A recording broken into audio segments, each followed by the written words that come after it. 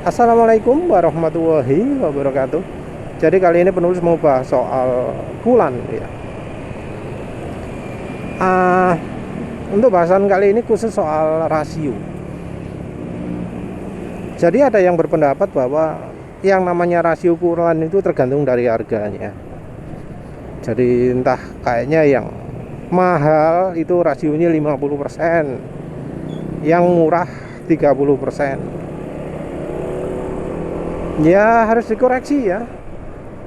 Yang mahal itu belum tentu apa jenenge 50%. Yang murah itu juga belum tentu 30%. Banyak orang yang berpikir bahwa aditif utama pada kulan itu adalah glikol. Enggak ya. Enggak. Memang ada yang namanya polyethylene glikol atau apa ya, mbuh lali.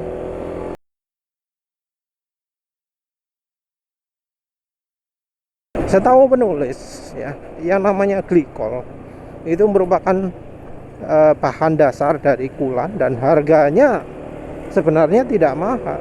Karena ya apa? Karena ada kulan yang 5 liter harganya 25.000.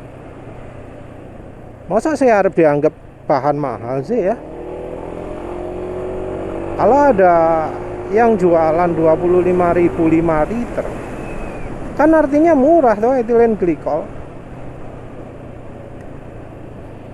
Nah, menurut penulis yang bikin mahal kulan ya, ada kulan mahal, ada kulan murah. Itu bukan dari etilen glikolnya, tapi dari yang lain-lain.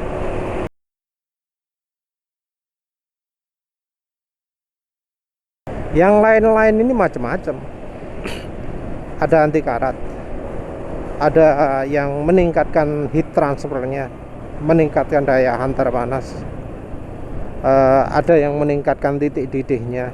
Jadi titik didih itu nggak cuma dari glikol saja ya, ada aditif lain juga. Karena kalau dari glikol saja, glikol itu titik didihnya disebut sekitar 113 atau berapa gitu.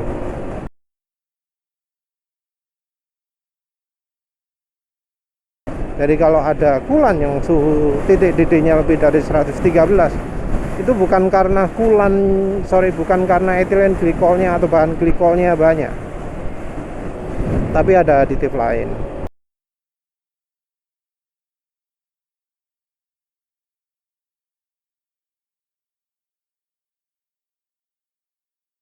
Jadi aditif itu ya jadi faktor yang sangat penting.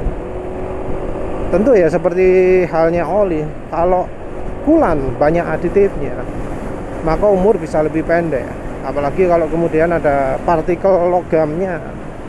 Jadi pakai nano aluminium. Oh, ini kulan pakai nano aluminium membuat apa jenenge? Membuat daya hantar panasnya jauh lebih bagus. Masalahnya bahan nano aluminium ini tentu pasti ya bisa nggak larut juga. Jadi ketika glikol ini sudah mulai berumur, dia akan berkurang kemampuan melarutkannya. Kalau sudah turun kemampuan melarutkannya, ya partikel-partikel yang ada di kulan itu jadi mengendap. Nah, ketika nano aluminium ini mengendap, ya bisa jadi sumber buntu. Tapi balik lagi ke soal harga. Kenapa ada kulan murah, ada kulan mahal? Karena ya kulan yang mahal seringkali harus verifikasi. Apakah kulannya ini kompatibel dengan bahan ini.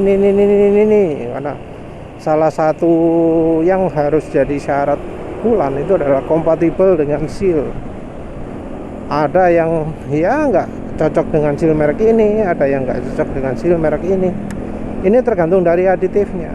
Penulis sebelumnya juga sudah pernah bahas aditif-aditif apa saja yang ada di kulan, dan ternyata ada aditif-aditif tertentu yang memang dihindari karena menyebabkan nggak cocok terhadap sealnya.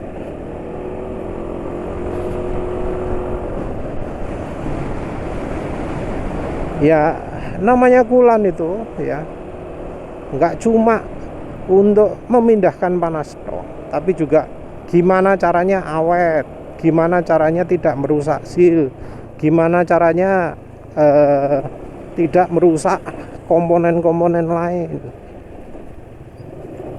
Yang sering jadi problem radiator itu apa sih? Rembes, buntu, wes itu.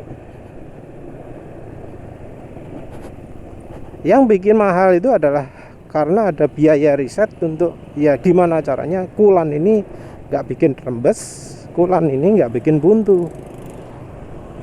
Nah yang murah nggak berarti bikin rembes, nggak berarti bikin buntu, tapi nggak pernah diujikan lah istilahnya. Kira-kira seperti itu. Yang jadi masalah juga karena kulan ini nggak ada standar, nggak ada kalau kulan seperti ini maka bisa aman untuk kendaraan ini gitu ya. Jadi requirement kulan sendiri nggak ada. Kalau kita lihat buku manual seringnya kulan itu disarankan mereknya merek ini gitu ya. Walau di kenyataan nggak selalu begitu ya. Kadang mereknya bahkan yang untuk mobil pun seenak. Contoh mobil penulis sama dealer dia ngomong pakai Word mas bawaannya gitu ya. Merek apa Word itu gak jelas, gak terkenal. Terlepas dari itu semua, penulis rekomendasikan kulan 30%. Untuk merek ya cari yang merek baik lah, karena ya paling enggak merek tersebut sudah ya minim meneliti lah kok dari sisi kompatibilitas, dari sisi keawetan dan lain-lain. Ganti kulannya sendiri ya tentu tergantung dari kondisi ya, kita lihat dari kondisinya. Kalau warnanya sudah coklat ya harus ganti lah, masa gak ganti coklat atau hitam gitu ya. Jangan sampai kulannya wis kadung rusak atau tidaknya kulan ya lagi-lagi tergantung juga sama pemakaian. Makanya ya ngeceknya dari kondisi kulan, bukan dari sisi umur masa pakai saja. Kalau di dealer sih dipaksa harus 10.000 ganti, yo mana ya, karena namanya kulan biasanya awet kalau kondisi lain-lainnya oke. Tentu juga kalau khusus merek Honda wajib ya untuk monitor ketinggian kulan. Kalau penulis sendiri alhamdulillah sampai 52.000 km cuma butuh top up sekali ya. Kemarin pakai Clio